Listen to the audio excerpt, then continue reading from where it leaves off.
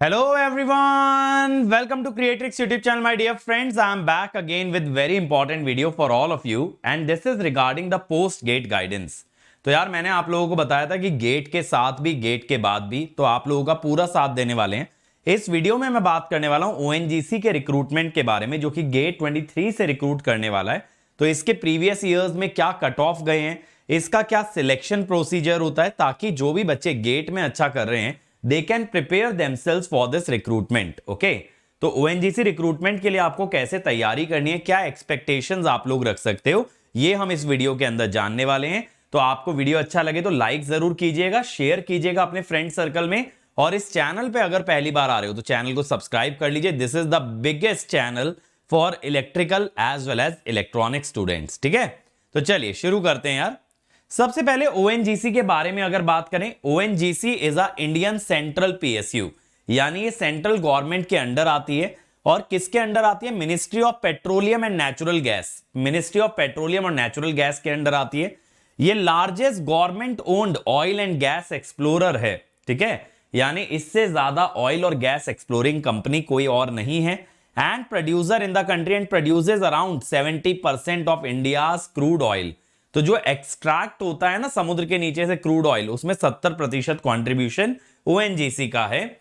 और ये 57% of countries demand है और 84% नेचुरल गैस ये प्रोड्यूस करती है। 84% का योगदान नेचुरल गैस में। तो ONGC जो है ना मेनली नेचुरल गैस के लिए बहुत ज्यादा पॉपुलर है, क्योंकि नेचुरल गैस में बहुत ज्यादा कंपनियां इस डोमेन के अंदर एग्जिस्ट नहीं करती हैं। तो this is one of the biggest PSU, one of the most important PSU। अब देखो इसकी कट ऑफ 2022 के अंदर क्या गई थी, इस पे हम लोग बात करते हैं।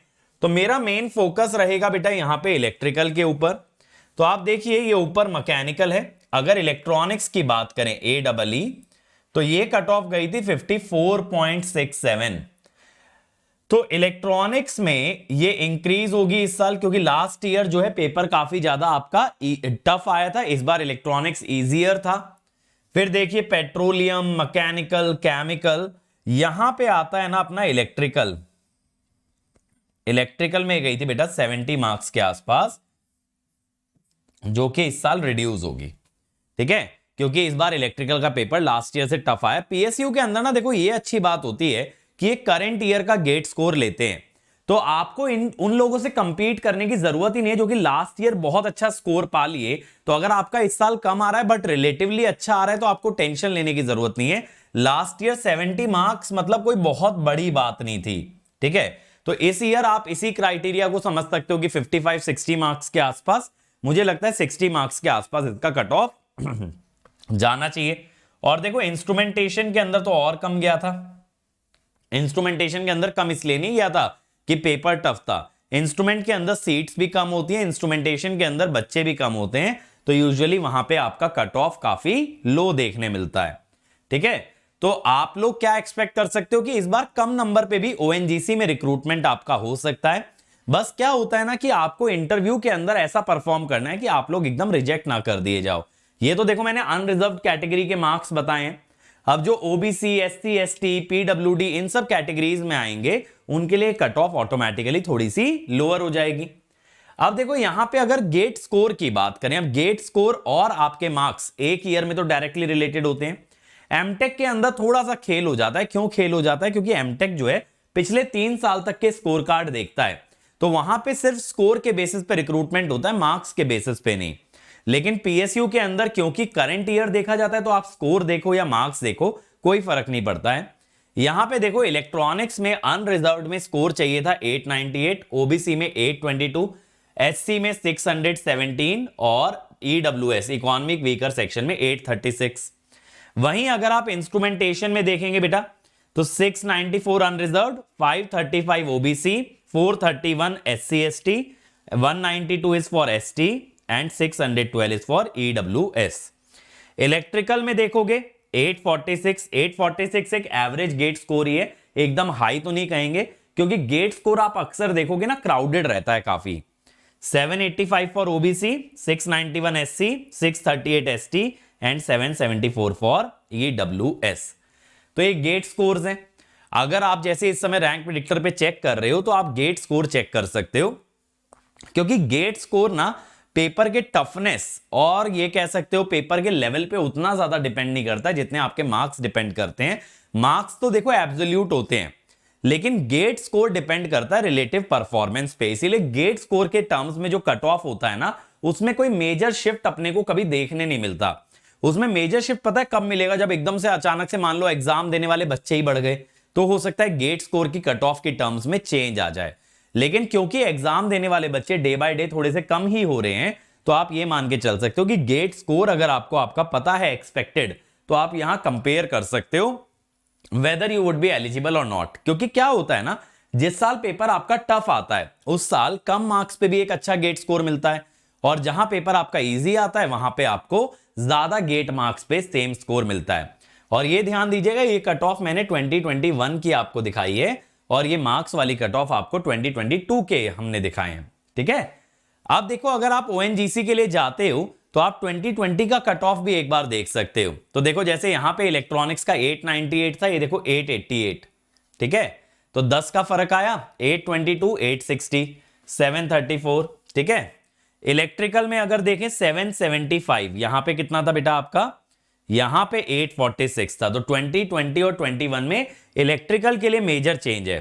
ठीक है, क्योंकि 21 में एस्पिरेंट्स भी काफी कम हो गए थे, और यहां पे देखो 745 ओबीसी के अंदर, यहां कितना था बेटा? 785। तो ओबीसी में उतना चेंज नहीं है, जनरल में अनरिजर्व्ड के अंदर ज्यादा चेंज है। फिर एससी में 600, एसटी में 626 और ईडब्ल्यूएस में 754। तो अगर इंस्ट्रूमेंटेशन में देखोगे 724। ठीक है, यहां पे देखो इंस्ट्रूमेंटेशन में 694, तो बहुत ज्यादा चेंज नहीं है। तो ये इलेक्ट्रिकल में एक मेजर चेंज आया, but what I would say बेटा कि गेट स्कोर के अंदर आप ये मान के चल सकते हो कि 800 के अराउंड इलेक्ट्रिकल में आपको अनरिजर्व्ड में चाहिए होगा, इलेक्ट्रॉनिक्स में 850 के आसपास आप मान सकते हो, और इंस्ट्रूमेंटेशन में आप 700 से 750 की रेंज में मान सकते हो कि आपका कट ऑफ जा सकता है फॉर ओएनजीसी। अच्छा, अब ये मत सोचना अगर इलेक्ट्रिकल वाले बच्चों ने इंस्ट्रूमेंटेशन से पेपर दिया कि सर हम इंस्ट्रूमेंटेशन का कट ऑफ निकाल के वहां से जॉब ले लेंगे ना। पीएसयू के अंदर ये चीज बहुत जरूरी होती है कि जो आपका डिग्री है, जो आपने बीटेक किया या बीई किया है, वो सेम डिसिप्लिन में हो जिसमें आपने पेपर दिया है। तो सर ये 2 पेपर वाला सिस्टम क्या है? 2 पेपर वाला बेटा एमटेक में मदद करता है। जैसे इलेक्ट्रिकल वाला बच्चा अगर ईसी से भी पेपर दे रहा है तो वीएलएसआई के अंदर फुल फ्लेजेडली जा सकता है, क्योंकि इलेक्ट्रिकल में तो वीएलएसआई की सीटें पूरी तो नहीं होती है, थोड़ी कमी होती है। इलेक्ट्रॉनिक्स के लिए वीएलएसआई की पूरी सीट एक्सेसिबल होती है, वहां फायदा करता है। तो वहां आईआईटीज का ऑब्जेक्टिव एमटेक को बढ़ावा देना है रेदर देन पीएसयूज को। तो पीएसयूज का क्लियर है बेटा, जिस डोमेन में डिग्री की हो उसी डोमेन में आपका एग्जाम होना जरूरी है। ठीक है, सिलेक्शन प्रोसेस क्या है भाई? यहां पे देखो जो भी एसेंशियल क्वालिफिकेशन फुलफिल करते हैं इन्हें अप्लाई करना है गेट स्कोर के थ्रू। अब इसके बाद क्या होगा बेटा? इसके बाद क्या होता है? पर्सनल इंटरव्यू होता है और एक ग्रुप डिस्कशन होता है। मतलब ग्रुप डिस्कशन डिपेंड करता है यार कि कितने कैंडिडेट्स हैं, इस बात पे बहुत ज्यादा डिपेंड करता है किसी भी कंपनी का आगे का सिलेक्शन प्रोसेस। लेकिन पीएसयूज के अंदर पता है फायदा क्या होता है कि ये जो इंटरव्यू होता है ना, प्योरली ऐसा नहीं होता कि सिर्फ इसी के बेसिस पे आपको जज किया जाएगा। इंटरव्यू के मार्क्स होते हैं, but at the same time marks होते हैं आपके गेट के भी। तो अगर आप गेट में अच्छा परफॉर्म किए हो बेटा, गेट में अगर अच्छा परफॉर्म करके आए हो तो उसका वेटेज काफी हाई रहता है एज कंपेयर टू इंटरव्यू। तो इंटरव्यू में अगर 1 या 2 सवाल ऊपर नीचे भी हो जाते हैं, उस बच्चे को डरने की जरूरत नहीं है जिसका बहुत बेहतरीन रैंक आया है। ठीक है, तो ये इसका सिलेक्शन प्रोसेस है। अब मेरे हिसाब से आप अपना एक्सपेक्टेड स्कोर देख करके डिसाइड कर सकते हो वेदर और not you will be able to get a chance in this particular PSU. अगर आपका चांस बन रहा है बेटा तो डेफिनेटली मैं कहूंगा थोड़ा थोड़ा टाइम देकर के अब आप लोग ना इंटरव्यूज की तैयारी करना स्टार्ट कर दीजिए। और देखो अगर कोई बच्चा अभी 25 या 24 की तैयारी कर रहा है बेटा, तो 28 फरवरी तक आपके पास मौका है टू ज्वाइन अन अकेडमी। आप 50% तक सेविंग कर सकते हो, क्योंकि आपका ना प्राइजेस बढ़ने वाला है सब्सक्रिप्शन का। तो अभी मिनिमम प्राइस पे 20% ऑफ मिल रहा है, प्लस आपको एक्स्ट्रा ड्यूरेशन मिल रहा है, जिससे 50% सेविंग आपकी बन रही है both on 24 as well as 2025। हम लोग ऑफलाइन क्लासेस स्टार्ट कर रहे हैं बेटा मार्च में दिल्ली के अंदर। इलेक्ट्रिकल का बैच लेके आ रहे हैं जहां पे टॉप एजुकेटर्स रहेंगे, पूरा स्टडी मटेरियल रहेगा, साथ साथ आपको पूरा का पूरा प्लस सब्सक्रिप्शन भी मिलने वाला है। अभी 33% ऑफ चल रहा है। इसके लिए आप हमारे ऑफिस जा सकते हो या आप मेरे टेलीग्राम के थ्रू मुझे कांटेक्ट कर सकते हो और वहां से मैं आपको हेल्प कर सकता हूं to join this offline course. अभी देखो, अगर आप प्लस या आइकॉनिक वाले बच्चे हो तो आपको अगर ऑफलाइन जाना है 50% ऑफ में जा सकते हो। अदर कोचिंग के में हो, स्विच करना चाहते हो 50% ऑफ। नए स्टूडेंट हो, फटाफट ज्वाइन करोगे तो 33% ऑफ, और मेरिट बेसिस पे 20% ऑफ। और ये लेटेस्ट बैच है बेटा, इसमें सुजय सर सिग्नल स्टार्ट कर रहे हैं प्लस वाले बैच के अंदर 28 फरवरी से। ये गेट, ईएससी, सिविल सर्विसेज सबके लिए चलेगा, electrical as well as EC 2024 and 2025। तो उड़ान बैच 24 के लिए, बुनियाद बैच 25 के लिए। ये उड़ान और बुनियाद का बैच ई है, यानी कि 5वां बैच हमारा लॉन्च हो रहा है। ठीक है, तो आप लोग को अगर ज्वाइन करना है, कोड आप जानते हो बेटा, अंकित ईएससी। और मैं ऐसे ही आपके लिए और इंटरेस्टिंग वीडियोस लेके आता रहूंगा। तब तक ऐसे ही लगे रहिए, मेहनत करते रहिए। Let's crack it.